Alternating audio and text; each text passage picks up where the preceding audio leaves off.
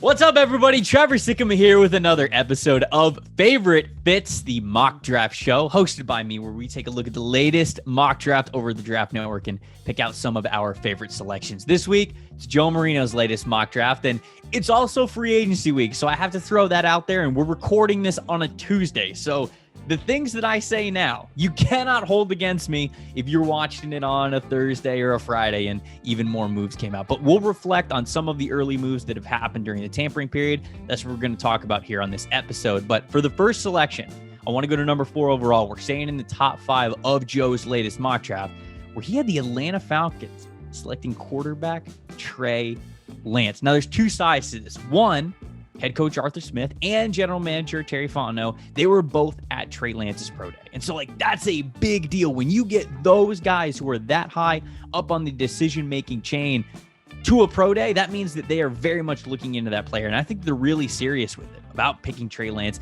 at number 4, or maybe trading back not too far, getting him a little bit later in the draft, whatever it is.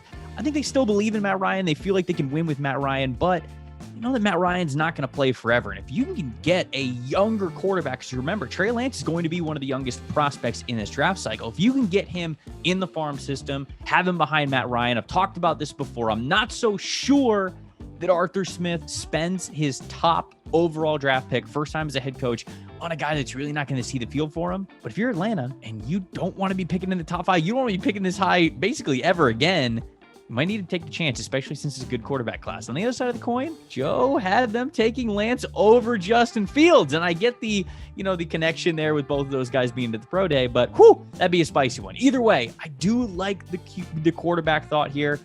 And I think that it makes sense given with the fact that Smith and Fontenot were both at his pro day.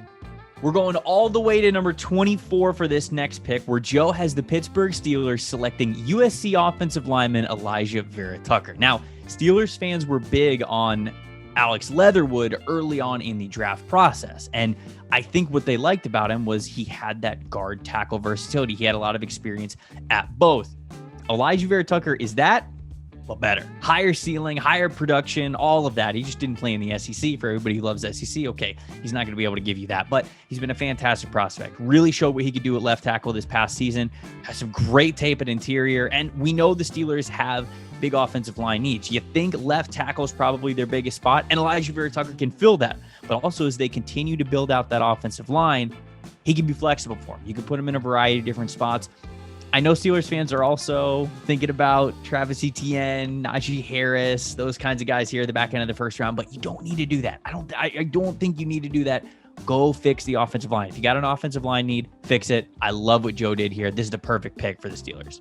Finally, we have the Kansas City Chiefs at number 31, where Joe has them taking Notre Dame offensive tackle Liam Eichenberg. Now, Eichenberg isn't as highly regarded as some of the other guys, the Rashawn Slaters, the Penei Sewells, the Christian Darrisaw's, and Samuel Cosmi, all those guys, because he's not as athletic as those top-end offensive linemen, but he was so reliable at left tackle for the Notre Dame Fighting Irish this year. He looked like he was in control at all times. He understood the position so well. He is a player that you can draft and start in year 1, because the game is not going to be overwhelming for him. Even though he doesn't have that athletic ceiling, he's further along in terms of understanding offensive line play. That's perfect for the Kansas City Chiefs. That's exactly what they need. After moving on from both of their starting offensive tackles, they have to get a guy who could start right away. It can't just be this athletic upside liability with Patrick Mahomes back there. You can't do that. So they already went out. They addressed the offensive line by getting Joe Thuney from the New England Patriots. This is another big offensive line need, and I think that it's really smart for them to invest their first-round pick in this area, because it's all about protecting Patrick Mahomes. When you give this man time, even just a little bit of time, he can win you a championship. And that's why I think that Eichenberg is the perfect fit here at the back end of the first round for the Kansas City Chiefs. That's all for Favorite Fits this week. There is plenty of free agency madness that is still going to happen between us recording this episode and the end of the week. So make sure you're checking in with thedraftnetwork.com, all of our social channels, us on YouTube, as we're going to have these recaps, reactions to everything that's changing around the league. We're going to talk about value, how good we think each signing is, how it changes some draft needs, and in case you guys didn't hear on Sunday, Thursday night, we're doing a live mock draft to do what we think is a mid-free agency mock draft, and we're going to check out what it's like against the one that we did this past Sunday, pre-free agency. So that will give you that instant change with the draft needs. Don't miss it. TDN's YouTube channel Thursday night.